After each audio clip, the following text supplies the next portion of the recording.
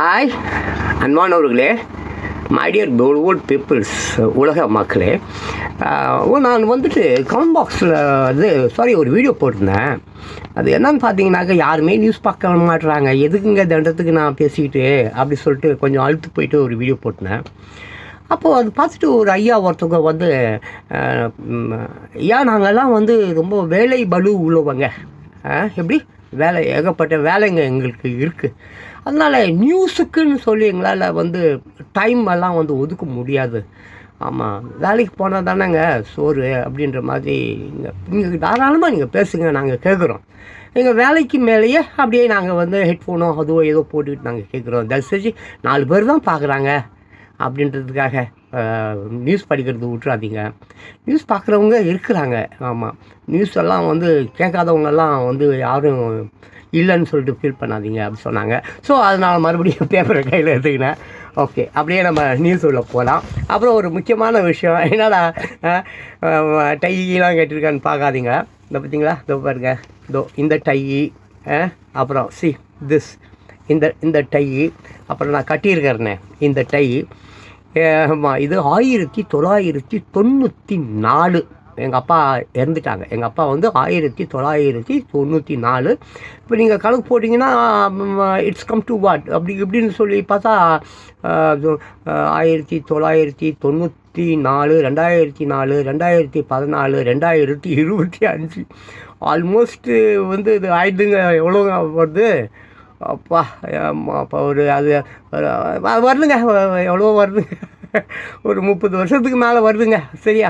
So 30 வருஷத்துக்கு மேலே எங்கள் அப்பா பயன்படுத்தியது. அவர் எத்தனை வருஷம் பயன்படுத்தியிருப்பார்? அவர் கிட்டத்தட்ட ஒரு 10 வருஷம் மேலே பயன்படுத்தியிருப்பார். ஆக மொத்தம் ஒரு 40 வருஷங்க, ஒரு 40 இயர்ஸு இந்த டைக்கு வயது. எங்கள் அப்பா பொருட்கள் நான் எல்லாத்தையுமே பாதுகாத்து வச்சுருக்கேன். அவர் யூஸ் பண்ண வாட்சுகள், ஷர்ட்டுங்க, கோட்டு எல்லாத்தையுமே இன்னும் ரொம்ப பத்திரமாக நான் பாதுகாத்து வச்சுருக்கேன். எங்கள் அப்பா தான் எனக்கு எல்லாமே. எங்கள் அப்பா தான். அவர் சிந்தனைகள், அவர் அறிவு, அது மொத்தம் இதோ இங்கே இருக்குது. அது ஒன்றும் எங்கேயும் போகல.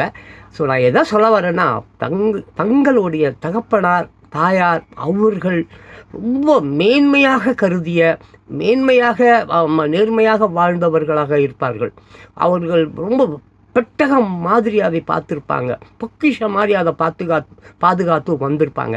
அப்படிப்பட்ட பொருட்களை அவர்களுடைய பிள்ளைகள், அதாவது நீங்கள் அவங்க எந்த வயதில் வேணா இருக்கட்டும், அவர்கள் அதை பாதுகாக்க வேண்டும் என்று சொல்லிக்கொண்டு அப்படியே நான் இந்த நியூஸ்க்கு போகிறேன். ஓகேங்களா? ஸோ பார்த்தீங்கன்னாக்க தினத்தந்தி. ஓகேங்களா? கொஞ்சம் லேட்டாக தான் இருக்கும், ஏன்னா என் கைக்கு அது இன்றைக்கி 10 மணிக்கு தான் வருது. ரைட்டுங்களா? ஸோ பார்த்தீங்கன்னாக்க இது வந்து பாருங்கள், சண்டே 14/7/2025 திங்கட்கிழமைங்க. ரைட்டுங்களா? ஆமாம், முதல் செய்தியாக வந்து என்னன்னாக்க, திருவள்ளூர் அருகே கரும்புகை சூழ்ந்தது. திருவள்ளூர் அருகே கரும்புகை சூழ்ந்தது. சென்னையிலிருந்து டீசல் ஏற்றி சென்ற சரக்கு ரயிலில் பயங்கர தீ விபத்து. ரயில் சேவை முடங்கியதால் பயணிகள் தவிப்பு. ஜூலை 14ங்க, தலைப்புச் செய்தி தான். ஃபுல்லாக நீங்கள் நிறைய பார்த்துருப்பீங்க, அந்த வீடியோவில் கிளிப்பிங்ஸ்லாம் பார்த்துருப்பீங்க. திருவள்ளூர், அந்த ஊர் பேர் பார்த்தீங்கன்னாக்க திருவள்ளூர் அருகே கரும்புகை சூழ்ந்தது. சென்னையில் இருந்து டீசல் ஏற்றி சென்ற, எங்கேருந்து? சென்னையில் இருந்து டீசல் ஏற்றி சென்ற சரக்கு ரயில்லாம் கூட்ஸ் ட்ரெயின். ரைட்டுங்களா? அது வந்து பயங்கர தீ விபத்து ஒன்று வெடிச்சிருக்குது போல் இருக்குது. இப்போ பார்த்தீங்களா அந்த ஃபோட்டோகிராஃப்? இதோ, ஆமாம், ஒரு தடவை அந்த ஃபோட்டோகிராஃப் பார்த்துக்குங்க. அப்புறம் இந்த ஃபோட்டோகிராஃப் கீழே என்ன எழுதியிருக்குது பார்த்தீங்கன்னா, திருவள்ளூர் ரயில் நிலையம் அருகே டீசல் ஏற்றி சென்ற சரக்கு ரயிலில் பயங்கர தீ விபத்து ஏற்பட்டது. இந்த விபத்தில் பல கோடி ரூபாய் மதிப்புள்ள டீசல் வீணானது. ரயில் தீ பிடித்து எரிவதையும் கரும்புகை பரவி இருப்பதையும் படத்தில் காணலாம். ஓகேங்களா? அப்படியே அடுத்த செய்திக்கு போயிடலாங்க. ஏன்னா சொன்னால் என்னை ஊட்டிங்கன்னா நான் பாட்டு வளன்னு பேசிகிட்டு இருப்பேன். அது ஒரு நோய்ங்க எனக்கு. ஆமாம், எதையாக வளரினே இருப்பேன். அதனால் வெறும் நியூஸ் மட்டும் பார்க்கலாம், சரியா? இல்லைன்னா லென்த்து ஏகப்பட்ட ஆகிடும். ஸோ முக்கியமான செய்திகள், தலைப்பு செய்திகள், அது நம்ம மட்டும் பார்க்கலாமாங்களா? சரி, அந்த சரக்கு ரயில் பற்றி தான் இந்த 2வது பேஜ்லேயும் ஃபுல்லாக அதை பற்றி தான் இருக்குது. சும்மா டைப் மேலே என்னென்ன போட்டிருக்காங்க, பயங்கர தீ விபத்து, கரும்புகை சூழ்ந்தது, மக்கள் பாதுகாப்பாக வெளியேற்றம், அப்புறம் 10 வேகன்கள் எரிநாசமாங்க. 10 வேகன்ஸு டேங்க்குன்னு நினைக்கிறேன், வேகன் அப்படி தானே, எரிது நாசமாங்க. அப்புறம் பாருங்கள், ரயில் சேவை பாதிப்புங்க. ரயில் சேவை வந்து துண்டிக்கப்பட்டிருக்கிறது. மேலும் அப்புறம் உயர்மட்ட குழு விசாரணை, தண்டவாளத்தில் விரிசல், பொது மக்களின் உதவி, இந்த மாதிரி நிறைய போகுதுங்க. சென்னையில் இருந்து ஆவடி வரை இயக்கப்பட்ட மின்சார ரயில்கள் மீட்பு பணியில் மாமல்லன் கிரேன், அப்புறம் ரத்து செய்யப்பட்ட எக்ஸ்பிரஸ் ரயில்கள், அப்புறம் இந்த மாதிரி திருவள்ளூரில் சரக்கு ரயில் தீ விபத்து, சென்ட்ரல் ரயில் நிலையத்தில் தவித்த பயணிகள், இப்படி ஏகப்பட்ட விஷயம் இருக்குது. அப்படியே பாருங்கள், ஒவ்வொரு ஃபோட்டோகிராஃபாக காட்டுறேன், அந்த ஃபோட்டோகிராஃப் பார்த்துருங்க. இதோ பார்த்தீங்களா? ஆமாம், தெரியுதாங்க, கிளியராக தெரியுதா? லைட்டிங் ப்ராப்ளம் இருக்குதா? அங்கே பார்த்தீங்களா? அது ஒரு ஃபோட்டோகிராஃப், இது ஒரு ஃபோட்டோகிராஃப், இது ஒரு ஃபோட்டோகிராஃப். அப்படியே பாருங்கள், கீழே பாருங்கள், ஏகப்பட்ட ஃபோட்டோகிராஃப்ஸ் இருக்குது. எல்லாம் பார்த்துங்க. நான் இப்போ ஒரு ஃபோட்டோகிராஃபை போயிட்டு அங்கே என்ன எழுதியிருக்காங்கன்றதை நான் படிக்கிறேன். அந்த ஃபஸ்ட்டு ஃபோட்டோகிராஃப் பார்த்தீங்களா? அங்கே எழுதி திருவள்ளூரில் தீப்பிடித்து எரிந்த வேகன்கள் உருகுலைந்து கிடக்கும் காட்சி பார்த்துருப்பீங்க. அப்புறம் தண்டவாளத்தில் சரிந்து கிடக்கும் வேகன்களை ராஷத கிரேன் மூலம் அகற்றியதை படத்தில் காணலாம். அதையும் பார்த்துருப்பீங்க நீங்கள். அதுக்கு அடுத்தது பாருங்கள், தீ விபத்தில் இருந்து தப்பிய வேகன்களை பொதுமக்கள் உதவியுடன் ரயில்வே போலீஸார் அப்புறப்படுத்திய காட்சி. அது எல்லாம் ஃபோட்டோகிராஃப் காட்டணும் தானே. பார்த்தீங்கன்னா அதோட அது பாஸ்போர்ட் பார்த்தீங்கன்னா அது நீங்கள் பார்க்க முடியும். அதுக்கப்புறம் பார்த்தீங்கன்னாக்க அந்த விபத்து நடந்த பகுதியில் மின் இணைப்பு சரி செய்யும் பணியில் ஊழியர்கள் ஈடுபட்ட காட்சி. இந்த ஃபோட்டோகிராஃப்ங்க. இப்போ பார்த்தீங்களா? இல்லை ஒரு அந்த பாருங்கள், அந்த அந்த எலக்ட்ரிசிட்டியில் என்ன கட் பண்ணி நின்றுக்கிறார், அந்த 4 வயர் போகல அது. அப்புறம் அது பார்த்தீங்கன்னாக்கா, அப்புறம் திருவள்ளூரில் தீ விபத்து நடந்த இடத்தில் அமைச்சர் ஆபடி நாசர், கலெக்டர் பிரதாப் ஆகியோர் நேரில் பார்வையிட்ட போது எடுத்த படங்க. இதோங்க, இதோ இருக்கார் பாருங்கள் நாசர், அப்புறம் அந்த கலெக்டர் எல்லாம். இதோ இந்த ஃபோட்டோகிராஃபை இதோ சிதஸ் இங்கே பார்த்தீங்களா? ஆமாம், இந்த கொஞ்சம் நல்லா பார்த்துங்க, இந்த 3 முக்கியமான ஃபோட்டோகிராஃப்ஸ் இது. ஓகேங்களா? அப்புறம் பார்த்தீங்கன்னாக்கா அவங்க பார்த்துட்டாங்களா? அப்புறம் கீழே விபத்து நடந்த பகுதியில் தெற்கு ரயில்வே பொது மேலாளர் RN சிங் ஆய்வு செய்தார். இந்த கீழ் ஃபோட்டோகிராஃப் இதோ பாருங்கள். சரி, திஸ் ஒன் இதோ இந்த தருதுங்களா? சரி, ஓகே. அப்படியே நம்ம 3வது பேஜுக்கு போயிடலாங்க. ஏன்னா விட்டிங்கன்னா நான் வளன்னு பேசிகிட்டு இருப்பேங்க. ஆமாம், நாளைக்கு வரைக்கும் பேசிகிட்டு இருப்பேன். ஆமாம். இப்போது 3வது பக்கத்தில் என்ன பார்த்தீங்கன்னா, வள்ளுவர் புலவர் மட்டுமல்ல புரட்சியாளர். ஆமாம், வள்ளுவர் மட்டும் இல்லைங்க, திருவள்ளுவர் மட்டும் தான் புரட்சிக்காரர்லாம். நான் கூட புரட்சிக்காரர் தான், எம்ஜிஆர் புரட்சிக்காரர் தான், இயேசுநாதர் புரட்சிக்காரர் தான், சாக்ரட்டிஸ் புரட்சிக்காரர் தான். இப்படிங்க நல்லது பேசுகிறவன் எவனாக இருந்தாலும் அவன் புரட்சிக்காரன் தான். அரசாங்கத்துக்கு எதிராக அரசாங்கம் பண்ணுற குற்றங்கள், அயோக்கியத்தனங்கள், அப்புறம் இந்த அதான் நம்மள மாதிரி தனம் முடிச்ச உரத்தனம், இதெல்லாம் பற்றி யார் ஒருத்தவங்க எதிர்த்து பேசினாலும், கேள்விகள் எழுப்பினாலும், இது சரியல்ல, சரி செய்யுங்கள் என்று சொன்னால் அவர்களை புரட்சிக்காரர்கள், பைத்தியக்காரர்கள், பித்தர்கள், தீவிரவாதிகள், பயங்கரவாதிகள் என்று அரசாங்கம் அப்படி தான் அவங்கள புகழும். ஓகேங்களா? இன்னும் மோசமான நக்சலைட்டுங்களாம் சொல்லுவாங்க, நக்சல்ஸ் அப்படின்லாம் கூட சொல்லுவாங்க. ஸோ அதுக்காக நம்ம நல்ல விஷயங்களை நம்ம சொல்லாமல் இருக்க முடியாது. இல்லை, நல்ல விஷயத்தில் ஜான் பாஸ்கோ பேசலைன்னா ஜான் பாஸ்கோ ராத்திரி தூங்க மாட்டேனேன், என்ன பண்ணுறதுங்க சொல்லுங்க பார்க்கலாம். ஏதாவது மெடிசன் வச்சுருக்கீங்களா ஜான் பாஸ்கோ தூங்குறதுக்கு, நல்ல நிம்மதியாக தூங்குறதுக்கு? அதனால் அப்படி தான், சிலர் வந்து தப்பு செஞ்சால் தான் தூக்கம் வரும், சிலர் நல்லது செஞ்சால் தான் தூக்கம் வரும். பட் தூக்கம் ரொம்ப முக்கியங்க. தூங்கணும், தூங்கினா தான் உடல் ஆரோக்கியம் நல்லா இருக்கும். அந்த ஆர்கன்ஸ் உள்ள இருக்கிற ஆர்கன்ஸ் இல்லைல்ல, அது நம்ம தூங்கும் பொழுது தான் எல்லாமே ஒழுங்காக வேலை செய்யணும். இந்த நைட் டைம் இருக்குது இல்லையா, அந்த டைமில் தான் நல்ல கனவுகள் உங்களுக்கு வர வேண்டுமானால் அதுக்கு நீங்கள் நல்ல சிந்தனையாளர்களாக இருக்க வேண்டும், நன்மை செய்பவர்களாக இருக்க வேண்டும். இதெல்லாம் பேய் கனவு தான் வரும், பார்த்துங்க. ஓகே, அடுத்தது நான் பார்த்தீங்கன்னாக்க, இங்கே பீகாரில் நடத்துவது போல நாடு முழுவதும் வாக்காளர் பட்டியல் சிறப்பு திருத்தம் அடுத்த மாதம் தொடங்க தேர்தல் கமிஷன் திட்டமாங்க. பார்த்தீங்களா? புதுடெல்லி ஜூலை 14ஆம் தேதி தலைப்புச் செய்தி. பீகாரில் நடத்துவது போல் எங்கே பீகாரில் நடத்துகிறாங்கல்ல அந்த மாதிரி நாடு முழுவதும் வாக்காளர் பட்டியல் சிறப்பு திருத்தம் அடுத்த மாதம் தொடங்க தேர்தல் கமிஷன் திட்டமாக ரைட்டு. அடுத்தது என்னன்னு பார்த்துடுவோம். வெளிநாட்டினர் அதிக அளவில் வசிப்பது கண்டறியப்பட்டதாங்க பீகாரில். பீகாரில் வந்து வெளிநாட்டவர்கள் அதிகம் பேர் வசிப்பது வந்து கண்டறியப்பட்டிருக்கிறது தான். அது ஒரு நல்ல விஷயந்தான். இங்கே விழாவில் கவிஞர் வைரமுத்து எழுதிய வள்ளுவர் மறை வைரமுத்து உரை ஆமாம் நூலை முதலமைச்சர் மு க ஸ்டாலின் வெளியிட சிதம்பரம் பெற்றுக்கொண்ட போது எடுத்த படம். அருகில் இறை அன்பு பர்வீன் சுல்தானா ஆகியோர் உள்ளனர். ஸோ இந்த ஃபோட்டோகிராஃப் தான் பார்த்துக்குங்க. அப்புறம் அப்படியே நம்ம தரப்பில் சொல்ல வேண்டியதை சொல்லிவிடுவேன். புஸ்தகங்களை வந்து வெளியிடுவது மட்டும் சிறப்பல்ல. இந்த பிறந்த நாளைக்கு வந்து புஸ்தகத்தை கொடுப்பதெல்லாம் வந்து ஒரு சிறப்பல்ல. மேடைகளில் வேலை வெட்டி இல்லாத ஏதோ பர்த்டே கொண்டாடுறவன் அவன் லொட்டு லொசுக்கு இவர்களுக்காகவே இந்த வைரமுத்தாகட்டும் இல்லை வேறு கவிஞர்களாகட்டும் வேறு யாராகட்டும் புஸ்தகம் எழுதுகிறார்கள். புஸ்தகத்தை யாரும் வாங்குவது இல்லை. இப்போ என்ன மாதிரி அதெல்லாம் எவனும் புஸ்தகம் கிடந்து என் வீட்லேயே 4 வண்டி புஸ்தகம் அப்படியே கிடக்குது. பாதி புஸ்தகம் இன்னும் படிக்கல அப்படி இருக்குது. ஸோ புத்தகத்தை வியாபாரம் செய்வது எப்படி என்பதை இந்த வைரமுத்து இந்த மாதிரி நிறைய பேர் கற்று வச்சுன்னு இருக்கிறாங்க.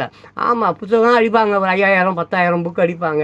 இந்த மாதிரி மொத்தமாக நம்ம மு க ஸ்டாலின் இருக்கிறார்ல அவர்கிட்ட, அப்புறம் இந்த மாதிரி இந்த அரசியல்வாதி இந்த மாதிரிலாம் இருக்கிறாங்கல்ல அவங்கக்கிட்ட, அப்புறம் இந்த பணக்காரங்கள்லாம் சிலர் இருப்பான் அவங்கக்கிட்டலாம் விற்றுருவாங்க. ஃபோனை போட்டு விற்றுருவாங்க. இல்லை ஆன்லைனில் இதில் விற்றுருவாங்க. அவங்களும் வாங்கிப்பாங்க.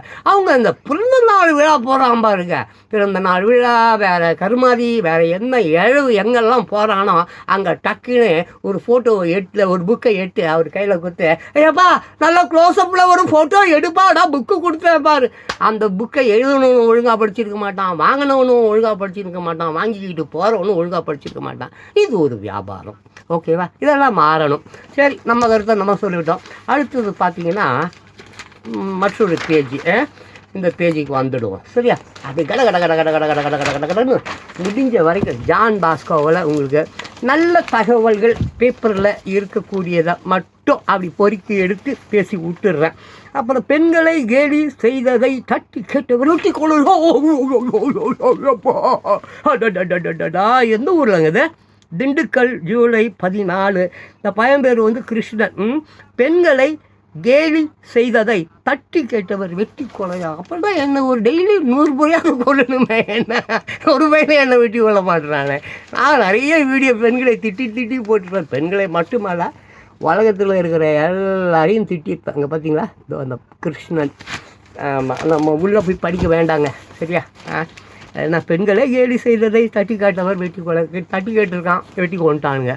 அப்போ தான் அரசியல் எதிரிகளை ஒன்றிணைத்த இந்தி திணிப்பாங்க. அது ஆண்டாங்க, அது தலையங்க, அது நமக்கு தேவையில்லை. அப்புறம் ஆதரிக்கிறதா வரதட்சணை மரணங்கள் கொடுமைங்க. இது இந்த அந்த அவங்க பேர் வந்து இன்னமும் நல்ல பேருங்க. ரீசன்ட்லி ஒரு 300 சவரன் இது வேறு ஏதோ மேட்ரு ஒரு ஆர்டிக்கல் மாதிரி போட்டிருக்காங்க. தற்கொலை தீர்வு அல்ல. ஹைகோர்ட்டு வக்கீல் ஸ்ரீலேகா. அந்த ஸ்ரீலேகான்றவங்க வந்து தற்கொலை என்பது தீர்வு அல்ல. அதான் அவங்க பேர் வந்து நல்ல பேருங்க. ரீல ஸ்டார்ட் ஆகுங்க. இப்போ ரீசெண்ட்லி தற்கொலை பண்ணிட்டாங்க. ஒரு 15 நாள் தான் அவங்க வந்து புருஷன் கூட வாழ்ந்துருக்காங்க. புருஷன், அப்புறம் அவங்க அப்பா, அப்புறம் மாமியார், இந்த மாதிரி மாபெரும் பெரிய 300 சவரனும் 500 சவரனும் தெரியல. அந்த பேர் வந்து என்னமோ ரிதிந்தாவா ரிந்திதாவா சரியில்லை. பட்டு அது அப்போது இந்த வரதட்சணை மரணங்கள் வந்து என்னது ஆதரிக்கிறதா? வரதட்சணை வாங்க வேண்டும் என்கிறார்களா? அப்போ அம்பேத்கருக்கு முன்னால் சிதம்பரனார் எவ்வளோ பேர் வெள்ளைக்காரன் தான் இதை வந்து தட்டி கேட்டான்.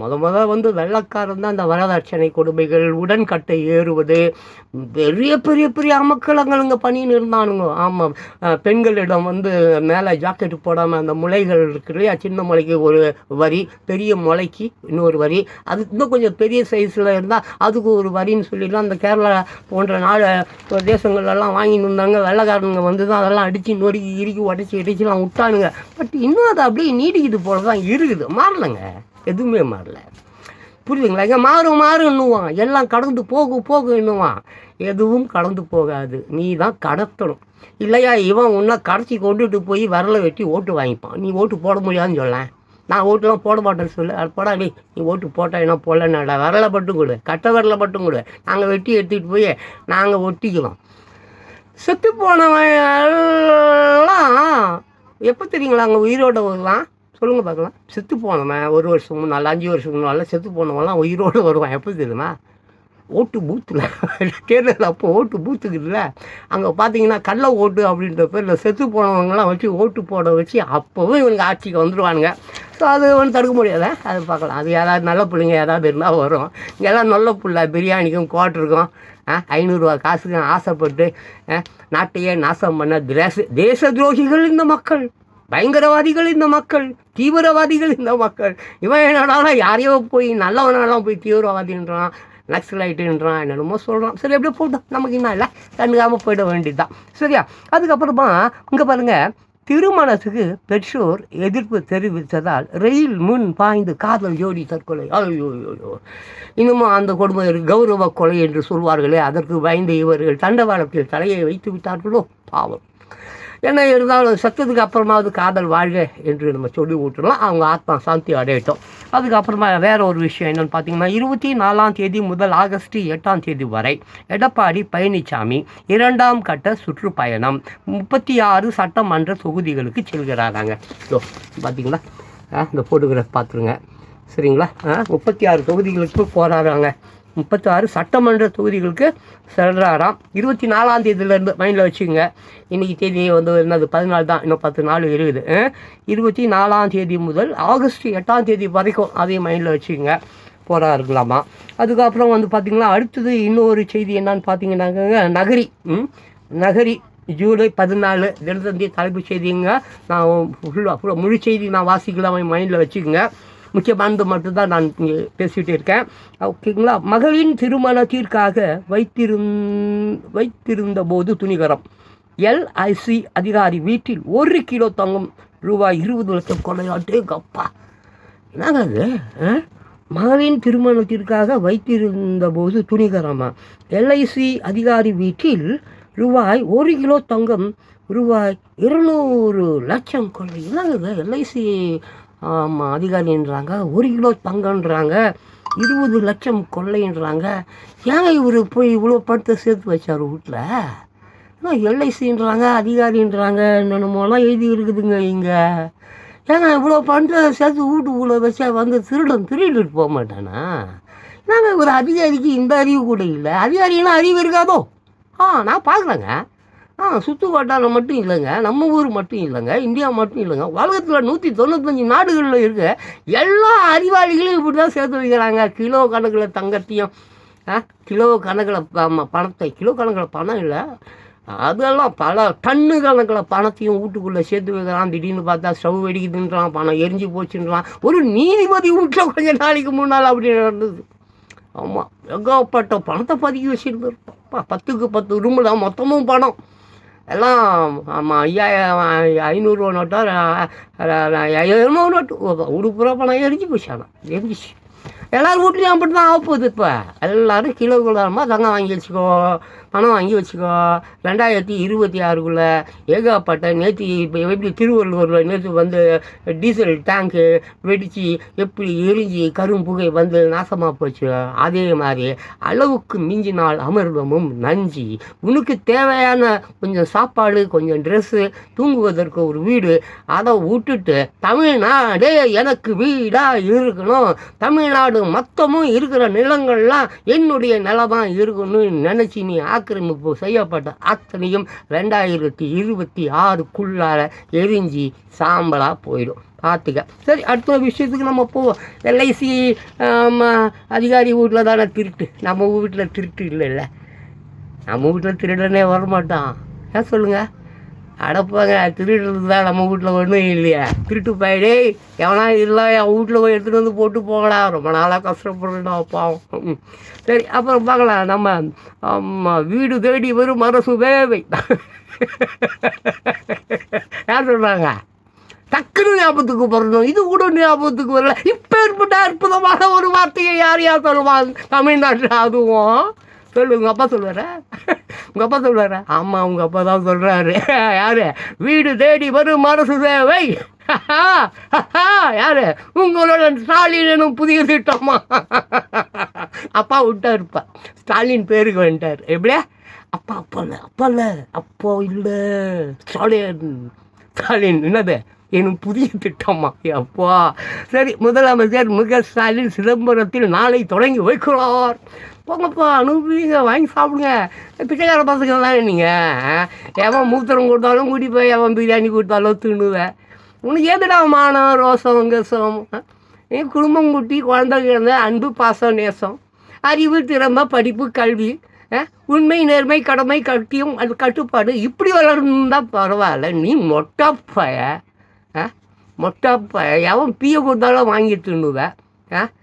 5 ரூபா நாயம் பீயில் ஊன்ட்டா நீ விட்டு போயிடுவியா? எடுத்துகிட்டு தானே போவேன். அப்படிப்பட்ட ஒரு பிச்சைக்கார பயிருக்கு இப்படிப்பட்ட அப்பா தான் கிடைப்பார். ரைட்டா? ஓகே, அது விட்டுரு. அடுத்தது போவோம். திமுக ஜனதா பொருந்தா கூட்டணி திருமாவளவன் பேட்டியா? ஆமாம், இவ்வளோ ரொம்ப பெரிய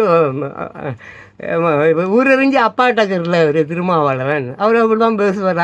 திமுக ஜனதா பொருந்தா கூட்டணி திருமாவளவன் பேட்டி. என்ன இவரை கூட்டணியில் சேர்த்துக்க சொல்கிறாரா? என்ன சொல்ல வராரு?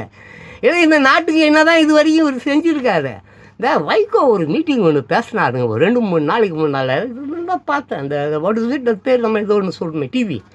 ஆமாங்க, ஒரு காலத்தில் வைகோ பேசுகிறாருன்னா 13 கிலோமீட்டருக்கு கூட்டணிக்கும். ஆமாம், 13 கிலோமீட்டருக்கு. இப்போ இந்த மேல்மலைன்னு ஒரு இருக்க பார்த்தீங்கன்னாக்க அது அமாவாசை, அந்த மாதிரி ஒரு அமாவாசை தான் நினைக்கிறேன். அமாவாசையாக பௌர்ணமியாக எனக்கு சரியாக தெரியாது. நான் கூட ஒரு காலத்தில் போய் நின்றேன், தொடர்ந்து போவேன். ஆமாம், அந்த ஏதோ ஒரு அதை என்னமோ ஊஞ்சல்னு சொல்லுவாங்க, அதில் அந்த அம்மா பத்ரகாளி அம்மாவை மாங்காளி அம்மன் அப்படி தான் நினைக்கிறேன், சரியாக தெரியல, சாரி. ஓகேவா? அப்போது பார்த்தா அப்படியே சும்மா ஜெகஜோதியாக இருக்கும். ஒரு 8 கிலோமீட்டருக்கு அவ்வளோ கூட்டம் இருக்குது. 8-9 கிலோமீட்டருக்கு காரு பஸ்ஸுக்கெல்லாம் எங்கேயோ நிறுத்திடுவாங்க. நடந்து தான் போகணும். கூட்டம் அவ்வளோ கூட்டம் இருக்கும். அப்படி ஒரு கூட்டம் யாருக்கு? வைகோக்கும் இருந்தது. அது இந்த காலம், அது ஒரு பொற்காலம், அது ஒரு வசந்த காலம், அது ஒரு மழை காலம், அது ஒரு புயல் காலம். ஆனால் அந்த மேல்மலைன்னு ஒரு இருக்குது பார்த்தீங்களா, எனக்கு அங்கே பிடிக்காத ஒரு விஷயம் ஒன்று இருக்குதுங்க. என்ன தெரியுங்களா? எங்கே பார்த்தாலும் மலம். ஆமாங்க, 8 கிலோமீட்ரு நீ நடந்து போனாலும் தீயை மீச்சு தான் போகணும். அதுக்கப்புறம் தான் சாமியை கும்பிடணும். சாமியை கும்பிட்றதுக்கு முன்னால் ஒரு குளம் ஒன்று இருக்குது. அங்கே போய் அந்த சூளம் இருக்குதுல்ல, அதில் எலுமிச்சை மரத்தெல்லாம் சொருகணும். சொல்லிவிட்டு பக்கத்துலேயே அந்த அதில் போய் தீயை மிதித்து கொண்டே போக வேண்டும். அந்த குளத்தில் குளிக்க வேண்டும். குளித்து அதன் பிறகு மீண்டும் எழுந்து தீயை மிதித்து கொண்டே வர வேண்டும். நம்மிடம் இருக்கும் எலுமிச்சம்பழத்தை அப்புறம் அந்த வேலில் குத்த வேண்டும். அப்புறம் அந்த சாமியை வணங்குவதற்காக அங்கே போய் அந்த ஒரு மைதானம் மாதிரி ஒன்று இருக்கும், அங்கே உட்காந்துருக்கும். ராத்திரி 12 மணிக்கு அந்த ஊஞ்சல் ஆடும். ஏங்க தப்பாக நினச்சிக்காதீங்க, சாமி கும்பிடுவது தவறு இல்லைங்க. ஆனால் அந்த இடம் அவ்வளோ அசுத்தமாக இருக்கே, நோய் வராதே. இப்போ நடந்தது 142 ஆண்டுகளுக்கு அப்புறமா கும்பமேளா என்று சொல்லி கொண்டு ஒரு எங்கே உத்தரகாண்ட் சங்கமம், திரிவேணி சங்கமம். அப்பா அதை கூட பெரிய நாத்தமா போடா அப்படி கேட்குறியா? சரி போடா, அடுத்த செய்திக்கு போயிடலாம். ரைட்டா? இங்கே என்ன பார்த்தா, சென்னையில் ஏகே தங்க மாளிகை திறப்பு விழா, தொழிலதிபர்கள், அரசியல் பிரமுகர்கள் பங்கேற்பு. ஏகே தங்க மாளிகை திறப்பு விழா நடைபெற்ற போது எடுத்த படம் அங்கே வருங்க. பார்ப்பா. அதை பார்த்து என்ன பண்ண போகிறேன்?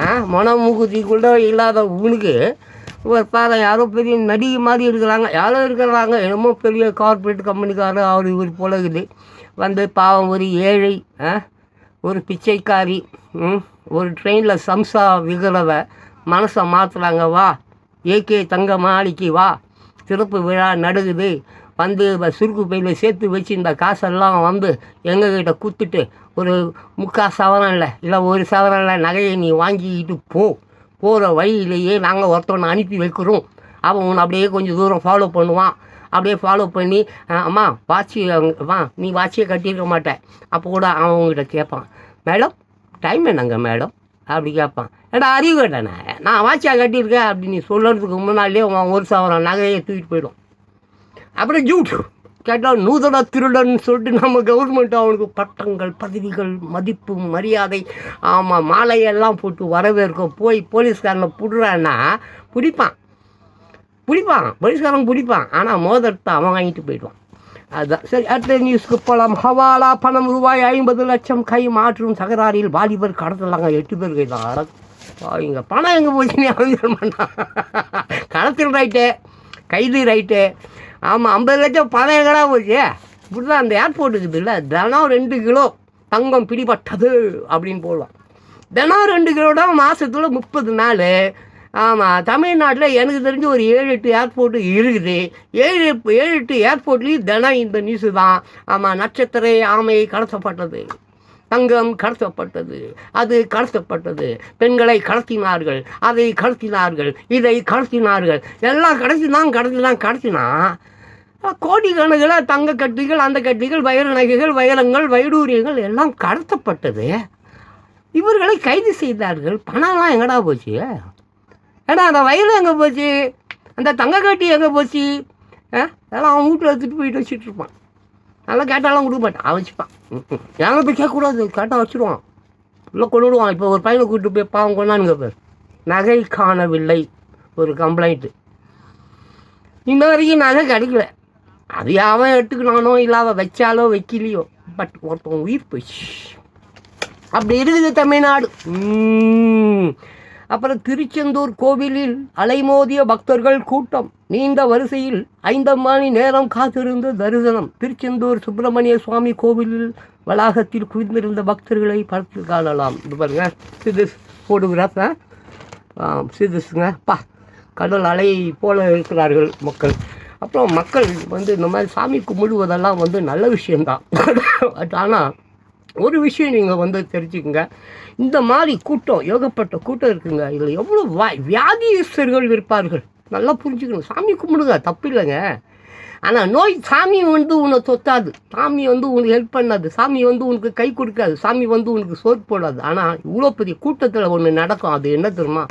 வியாதிகள் தொற்றும். வியாதி அந்த கூட்டத்தில் எப்படி பார்த்தாலும், ஃபார் எக்ஸாம்பிள் ஒரு 10 லட்சம் பேர்னு வச்சுப்போமே, 10 லட்சம் பேரும் நோய் உள்ளவர்களாக இருப்பார்கள். ஒருத்தவனுக்கு சளி பிடிச்சிருக்கும், ஒருத்தவனுக்கு குஷ்டம் பிடிச்சிருக்கும், ஒருத்தவனுக்கு சொறி இருக்கும், சரங்கு இருக்கும், புண்ணு இருக்கும், கண்ட கருமாந்திரம் வியாதிகளும் இருக்கும். அவ்வளோ வியாதிகளும் யாரோ ஒரு 10 பேர் 20 பேர் வியாதி இல்லாதவன் அந்த கூட்டத்தில் இருப்பான். ரைட்டா? இப்போ என்ன மாதிரி எடுத்துங்களா, இப்போ ஜான் பாஸ்கோ எடுத்துங்களா, வியாதியே இல்லாதவன். இப்போ நான் அங்கே இருக்கிறேன்னு வச்சுக்கோ, அவ்வளோ வியாதி பிடிச்சவன், நோய் பிடிச்சவன், கருமம், இழவு, சனியன், தரித்திரம், அது என்னை பார்த்தா ஆசைப்படலை. நான் வியாதி இல்லாமல் இருக்கிறேனே, சுத்தமாக இருக்கிறேனே, க்ளீனாக இருக்கிறேனே. அப்போ அந்த நோய்க்கு என் மேலே லவ் வரும், காதல் வரும். ஐயோ சாமா, ஐயோ நோய் இல்லாதவன் ஒருத்தன் வரான்ப்பா, ஆரோக்கியமாக ஒருத்தன் வரான்ப்பா, செம்மையாக கர்மம் பிடிச்சவன், தர்மரம் பிடிச்சவன். அந்த 10 லட்சம் பேருக்கிட்டையும் நோய், புழு, சரங்கு, சொறி, கர்மம், எப்படா எவனாவது ஒரு நல்ல ஆரோக்கியமானவன் வருவான் என்று காத்திருந்தா வந்தான்னு மொத்த வியாதி நம்மளை தொத்திக்கும். முடிஞ்சுதா கதை? ஜான் பாஸ்கோ கதை இப்படி தான். அதெல்லாம் போகாதீங்கப்பா. சாமி வீட்டில் கும்பிடு, இல்லை உங்கள் அப்பாவும் அம்மாவும் சாமி தானே, அவங்களுக்கு கும்பிடு. எதுக்கு சும்மா கூட்டத்தை சேர்த்துக்கின்னு, கும்பலை சேர்த்துக்கின்னு, டிராஃபிக்கு ஜாமு, அது லொட்டு. சாமி நான் உங்கள்கிட்ட துடுக்கிடுச்சா? நீ கொடுக்குற காணிக்கையெல்லாம் பூசாரி துண்டுறான், இல்லை கவர்மெண்ட் துண்டு, இல்லை அவனுக்கு துண்டு போகிறான். திடீர்னு அந்த கோயில் அவனுக்கு சொல்கிற நல்லா கேட்டுக்க, கோயில்கள் இன்று முந்தானதெல்லாம் இல்லை, பல ஆயிரம் ஆண்டுகளாக கோயில்கள் இருக்கிறது. ஆனால் புதுப்பிக்கப்படாமல் இருக்கிறது, சுத்தம் செய்யப்படாமல் இருக்கிறது. ஏகப்பட்ட தமிழ்நாடு முழுக்க போய் பார்த்து, தமிழ்நாடு முழுக்க கோவில் தான். நார்த்துலேயும் அப்படி தான். எத்தனையோ 100 வருஷத்துக்கு முன்னால், 200 வருஷத்துக்கு முன்னால் உள்ள கோயில்கள்லாம் இருக்குது. 1000 வருஷத்துக்கு முன்னால், 2000 வருஷத்துக்கு முன்னால் உள்ள கோயில்கள்லாம் இருக்குது. ஆனால் சுத்தமாக இருக்குதா? க்ளீன் பண்ணாங்களா? அங்கே போய் சாமி கீமி கும்பிட முடியுமா? எதுவும் பண்ண முடியாது. பாம்பு, பல்லி, பூரா, அங்குறான், இடிங்கி நொறுங்கி அப்படியே நாசமாக கிடக்குது. ஆமாம், நாசமாக கிடக்குதுங்க. ஒரு பயனும் அதை சுத்தம் செய்கிறது இல்லை, க்ளீன் பண்ணுறது இல்லை.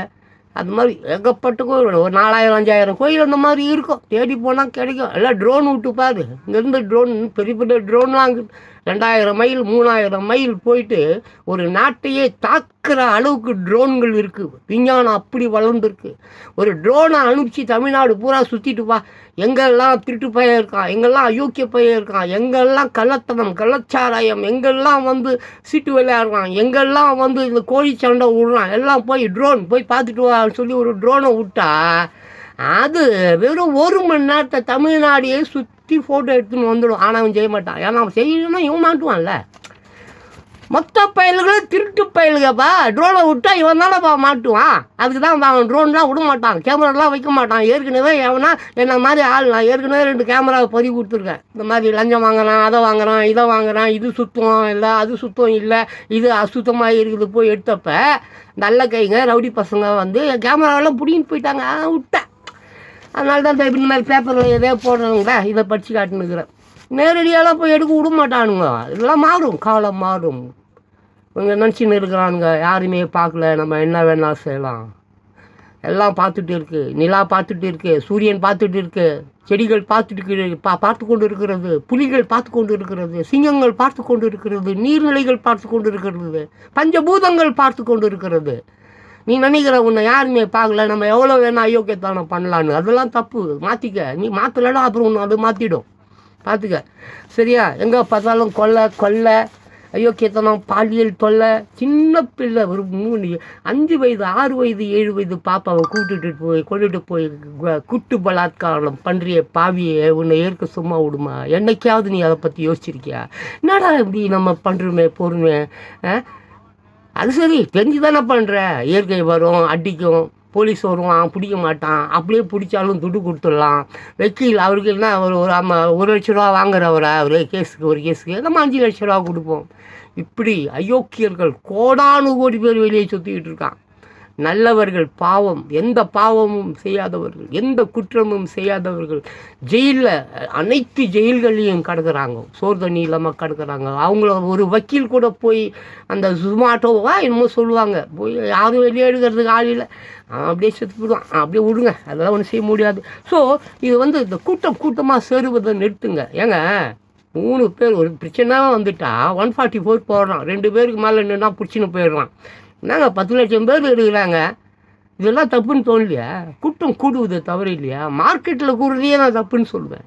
மார்க்கெட்டு இருக்குல்ல, மார்க்கெட் காய்கறிகள் பதார்த்தங்கள் இந்த மாதிரிலாம் விற்கிறாங்களே, மார்க்கெட், அங்கே கூட்டம் போடுறாங்களே, கூட்டம் செய்கிறாங்களே, அதையே நான் குற்றம் என்று சொல்வேன். சூப்பர் மார்க்கெட் கட்டு. ஆமாம், ஆனால் ஏசியை போடு நிறையா. அங்கே நிறைய நோய்கள் அண்டாத, கிருமிகள் அண்டாத அளவுக்கு அங்கே அந்த ஸ்ப்ரேயெல்லாம் பிரித்து வச்சுருப்பாங்க. பர்ச்சேஸ் பண்ணி நியாயமான விலையில் எல்லாரும் வாங்கும்படியான விலையில் விஜி. எல்லோரும் மனுஷன் தானே ஐயா. இல்லைன்னா ஏழை பணக்காரன் நீ பிடிக்கிற. ஏழைக்கு ஒரு சட்டம், பணக்காரனுக்கு ஒரு சட்டமா? படித்தவனுக்கு ஒரு சட்டம், படிக்காதவனுக்கு ஒரு சட்டமா? என்ன? What is your logic? இதெல்லாம் தப்பு. இதெல்லாம் செய்யாதீங்க. சரி, அப்படி இப்படி பேசி ஈஸி என்ன பண்ணிட்டேன், 5 பக்கம் வந்துட்டேன். 5 பக்கம் பேசிட்டேன். அப்புறம் அப்படியே எனக்கு கொஞ்சம் கடன்னு பேசிடுவேன். நான் தான் சொன்னல, என்னை பேச விட்டா ஆடி பேசினே கிடப்பேன். அப்புறம் பார்த்தீங்கன்னாக்க கங்கையில் புனித நீராடிய சிவபக்தர்களாம். அப்படியே போயிடலாண்ணே. பார்த்தீங்களா, கங்கையில் நீராடிய சிவபக்தர்கள். அதுக்கு அடுத்தது பார்த்தீங்கன்னா ஆற்றில் மூழ்கி கல்லூரி மாணவர்கள் 3 பேர் பலி. இதோ பாருங்கள், இதோ ஆற்றில் மூழ்கி கல்லூரி மாணவர்கள் 3 பேர் பலி. சரிங்களா? அதுக்கப்புறம் இது என்னன்னு பார்த்துருவோம். அஜித்குமார் மரணத்துக்கு நீதி கேட்டு சென்னையில் த.வே.க தலைவர் விஜய் தலைமையில் ஆர்ப்பாட்டம் நடந்தபோது எடுத்த படம். அஜித்குமார் மரணத்துக்கு நீதி வேண்டும், சட்டம் ஒழுங்கை சரி செய்யாவிட்டால் மக்களோடு மக்களாக நின்று போராடுவோம். முதல் போராட்டத்தில் விஜய் பரபரப்பு பேச்சு. வெயிலால் 60 பேர் மயக்குமாங்க. இந்த ஃபோட்டோகிராஃப் பாருங்கள். விஜய் கண்டன ஆர்ப்பாட்டம். அது இதோ இங்கே தான் சென்னையில் தான் நடந்தது. நான் கூட பார்த்தேன், டிவிலெலாம் பார்த்தேன். ரொம்ப பிரம்மாண்டமாக இருந்தது. ஒரு 60 பேருக்கு வெயிலால் மயக்கம் வந்திருக்கிறதா சொல்லப்பட்டிருக்குது இந்த பேப்பரில். மறுபடியும் ஒரு தடவை அப்படியே அதை படிச்சிடுறேன், பார்த்துருக்குங்க. அஜித்குமார் மரணத்துக்கு நீதி கேட்டு சென்னையில் த.வே.க தலைவர் விஜய் தலைமையில் ஆர்ப்பாட்டம் நடந்தபோது எடுத்த படம். அதுக்கு கீழே என்ன எழுதியிருக்காங்க பார்த்தீங்கன்னா, அஜித்குமார் மரணத்துக்கு நீதி வேண்டும், சட்டம் ஒழுங்கை சரி செய்யாவிட்டால் மக்களோடு மக்களாக நின்று போராடுவோம். முதல் போராட்டமாக விஜய்க்கு இது முதல் கண்டன போராட்டம் போல் இருக்குது. முதல் போராட்டம் அப்படி சொல்லிட்டு எழுதி இருக்குது. அப்புறம் 60 பேர் கிட்ட அந்த மாதிரி வந்து மயங்கிட்டு இருக்காங்க. தொண்டர்களை போலீஸார் தடுத்ததாக குற்றச்சாட்டு அந்த மாதிரிலாம் இருக்குது. செய்தி ரொம்ப பெருசாக இருக்குது, நம்ம அவ்வளோ உள்ளே போக வேண்டாம், சரிங்களா? ஆமாம், பார்த்தீங்கன்னாக்கா அதான் ரொம்ப பெரிய செய்திங்க அப்பா. ஆமாம், நிவாரணம் கொடுத்தீங்களா? 3 நிமிடம் பேசியிருக்கார் போல இருக்குங்க. அப்புறம் பதில் வராது. மரத்தில் ஏறிய தொண்டர்கள், அப்புறம் போராட்டம், இந்த மாதிரி இப்போ நான் பார்த்தேங்க. இதில் ஒரு விஷயம் விஜய் விட்டுட்டார். அது என்னன்னு கேட்டிங்கனாக்கா, அந்த லாக்அப் டெத் சொல்லிட்டு அந்த 4 வருஷத்தில் ஒரு 24 பேர், அந்த ஃபேமிலியில் ஒரு 20 பேரை மேடையிலேயே வந்து நிறுத்தியிருந்தாங்க. ஆமாம், 20 பேர் நினைக்கிறேன். அந்த 24 லாக்அப் டெத்தில் அந்த பாதிக்கப்பட்ட அந்த செத்து போனாங்கல்ல, செத்து போனவங்க அப்பா அம்மா அந்த மாதிரியா உறவுக்காரங்களா என்ன தெரியல, நான் ஒன்றும் அந்த மேடைக்கு போகல.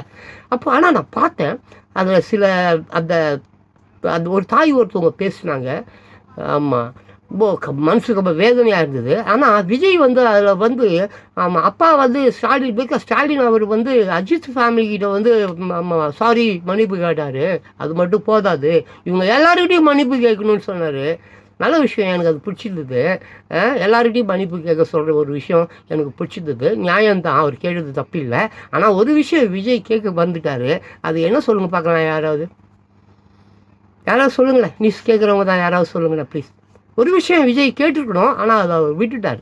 இப்போது அஜித் ஃபேமிலிக்கு ஸ்டாலின் அவர்கள் வந்து சாரி சொன்னார், ரைட்டு, ஓகே. நிவாரணம் தந்தார். ஏதோ உப்புக்கு சப்புக்கு உதவாத ஏதோ 80 கிலோமீட்டர் தாண்டி ஏதோ ஒரு 6000 ரூபா, 3 சென்ட் தான், ஒரு சென்ட் 2000 ரூபா தான் அந்த ஊரில். ஒரு 6000 ரூபாய்க்கு ஏதோ ஒரு லேண்டையும், அப்புறம் ஏதோ பால் சமாச்சாரமோ ஏதோ ஆவினோ ஏதோ சம்திங் ஏதோ ஒரு வேலையும், அதுவும் ஒரு 80 கிலோமீட்டர் தாண்டி அவங்க இருக்கிற ஊரை விட்டுட்டு, இவர் மாதம் கொடுக்குற சம்பளத்துக்கு இவர் இருக்கிற வீட்டிலேருந்து அந்த இடத்துக்கு போய் வேலைக்கு செஞ்சுட்டு வந்தாலே போதும், மாத சம்பளத்தை அப்படியே பஸ்ஸுக்கு பெட்ரோலுக்கு குத்துடலாம். அப்படி ரொம்ப ஐடியா பண்ணி, ஏன்னா மிகப்பெரிய அறிவாளிகள் இல்லையா தமிழக அரசாங்கத்தின் அரசு ஊழியர்கள், சிங்கமாக ஏதாவது சொல்லுவோம். அப்புறம் கெட்ட வார்த்தை எனக்கு ரொம்ப சர்வசாதாரணமாக வரும். ஆமாம், ஒரு மனிதனுக்கு கோபம் வந்து விட்டால் அவன் வாயில் இருந்து வெளிப்படும் அந்த வேஷம் இருக்கு, ஆவேசம் இருக்கே, வெளிப்பாடு இருக்கே, அது கெட்ட வார்த்தைகளாக மாறிவிடும். பார்த்துக்க, நான் கெட்ட வார்த்தை பேசுறதும் பேசாமல் இருக்கிறதும் உங்களை மாதிரி உள்ளவர்களால் தான்.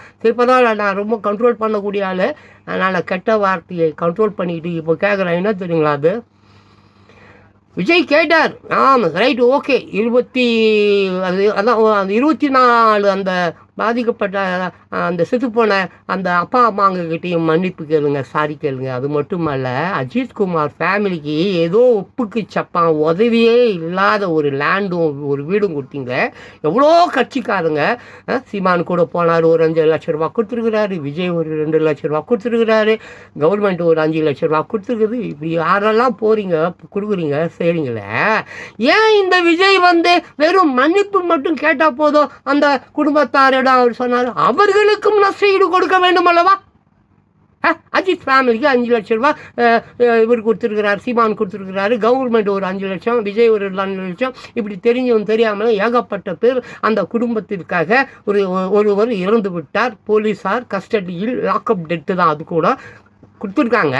அப்போ அந்த 24 லாக்அப் டெட் நடந்திருக்கே, அந்த குடும்பம் மட்டும் எப்படி?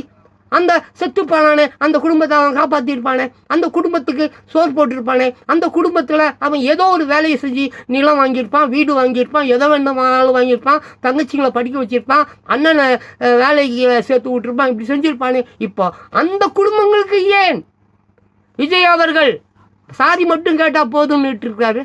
அவர்களுக்கும் பரிகாரம் வேண்டும் அல்லவா? தோசைன்னா சபா தோசம் பரிகாரம் பண்ணுன்றான் ஜோசியக்காரன். கிளி ஜோசியக்காரன் இப்போ ஆமாம் அவனுக்கு தோசை இருக்குது எடுக்கணுன்னா திருட்டுத்தனமாக அந்தாண்ட சந்துக்குள்ளே கூட்டுன்னு போய் இதை சரி பண்ணுறதுக்கு 2000 ஆகும். ஒரு காப்பு ஒன்று தரேன், ஒரு மயிறு ஒன்று கொடுக்குறேன், அந்த மயிரை கழுத்தில் கட்டிக்கிறான்றான் புறம்போக்கு எச்ச.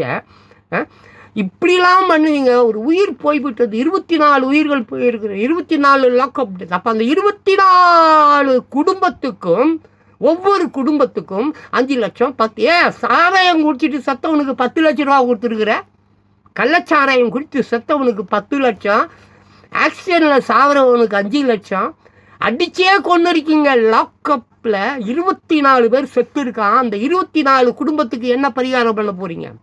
வெறும் சாரி கேட்டால் போதுமா? சாரி பூரி என்ன அவங்க சாரியும் உங்கள் பூரியும் அந்த குடும்பத்துக்கும் அந்த 24 குடும்பத்துக்கும் என்ன கேட்டிருக்கணும் விஜய் அவர்கள்? நஷ்ட ஈடு கொடுங்கன்னு சொல்லியிருக்கணும்.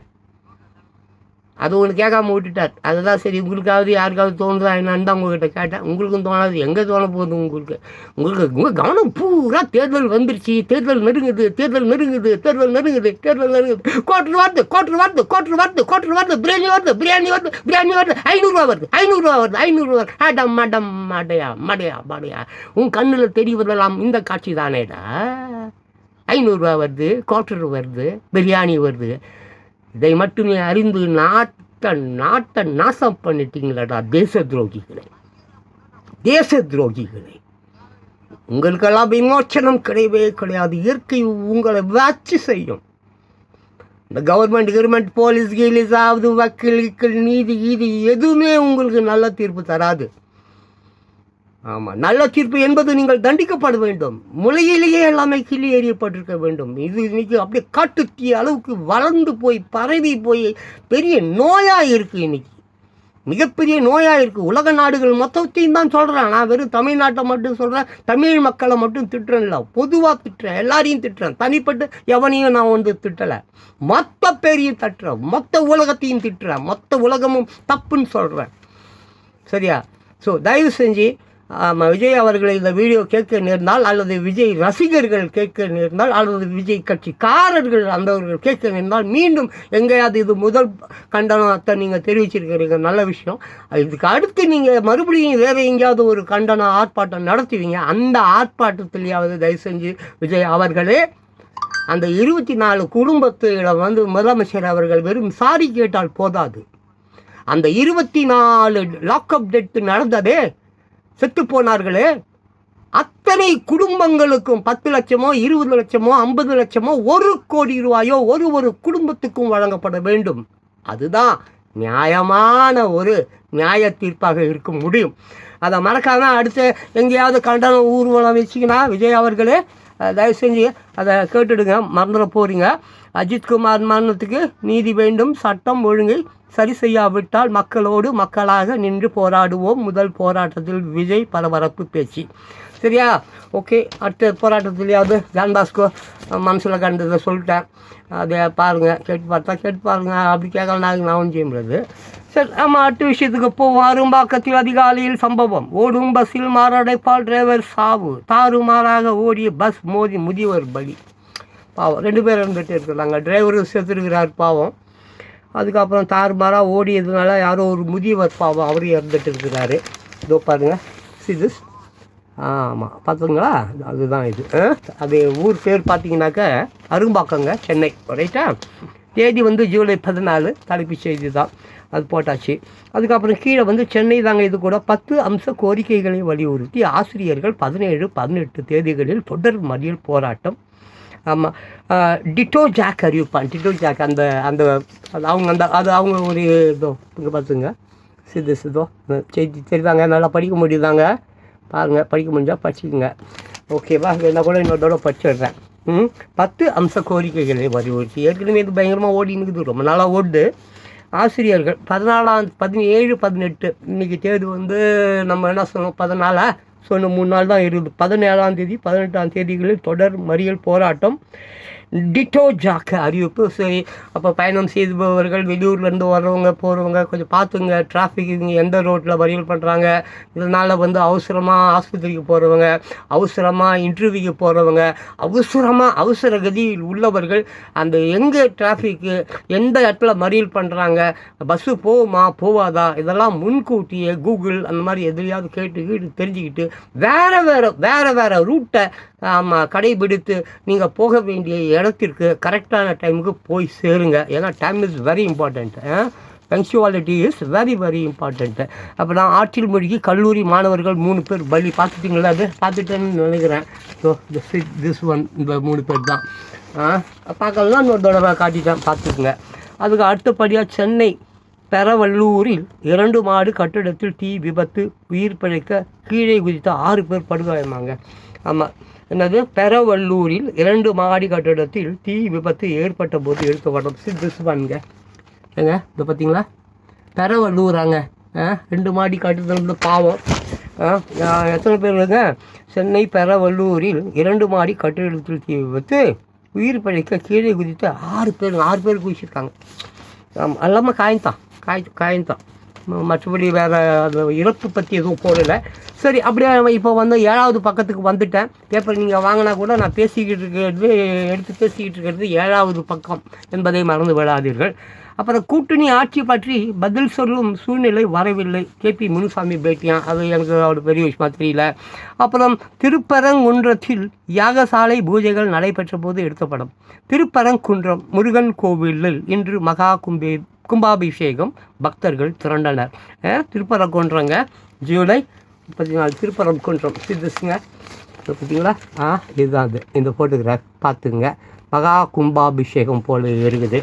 சரியா? அப்புறம் அப்படியே அடுத்த நியூஸுக்கு போயிடலாம். திமுக அரசுக்கு ஆதரவு பெருகி வருகிறது. மக்களின் எதிர்பார்ப்பை நிறைவேற்ற கடினமாக உழைக்க வேண்டும். நிர்வாகிகளுக்கு முதலமைச்சர் MK ஸ்டாலின் வேண்டுகோளாம். இப்போ பார்த்தீங்களா, இதோ இந்த இடத்துல இருக்குது செய்தி, இந்த இடத்துல இருக்குது, பார்த்துக்குங்க. அப்புறம் வந்து பார்த்தீங்கன்னாங்க இது தஞ்சாவூருங்க. இந்த செய்தி வந்து தஞ்சாவூர், ஜூலை 14ங்க. ஆமாம், சென்னை ஆம்னி பஸ்ஸில் ரூபாய் 33 லட்சம் ஹவாலா பணம் சிக்கியது. 2 பேரோட விசாரணையாங்க. மறுபடியும் ஹவாலா பணம். ஏற்கனவே நம்ம ஒரு ஹவாலா பணம் பார்த்தோம், இது ஒரு ஹவாலா பணம். சரிங்களா? இது ஊர் பார்த்தீங்கன்னாக்க தஞ்சாவூர். சரிங்களா? அதுக்கப்புறம் பாருங்கள், ஆன்லைன் சூதாட்டத்தில் ரூபாய் 15 லட்சம் இழந்ததால் விரக்தி. ரயில் முன் பாய்ந்து வாலிபர் தற்கொலை. ஊர் வந்து பார்த்தீங்கன்னா மதுரைங்க. இவர் தான் அது பார்த்துக்குங்க. ஆன்லைனில் சூதாடி இருக்கிறாரு, செத்து போயிட்டார். ரைட்டுங்களா? அதுக்கப்புறம் சினிமா பாணியில் ரேஷன் அரிசி கடத்திய காரை மடக்கிய பெண் அதிகாரி, நாகர்கோவிலாங்க. இந்த செய்திங்க இது. பார்த்தீங்களா இந்த செய்தி? பாருங்க, மறக்காமல் முடிஞ்சால் அந்த பேப்பர் கட்சி தான் வாங்கி படிங்க. நிறைய தகவல்கள் உள்ளார இருக்கும். நான் சும்மா அப்படி மேலோட்டமாக அப்படி ஒரு உருட்டுறேன், அவ்வளோதான்.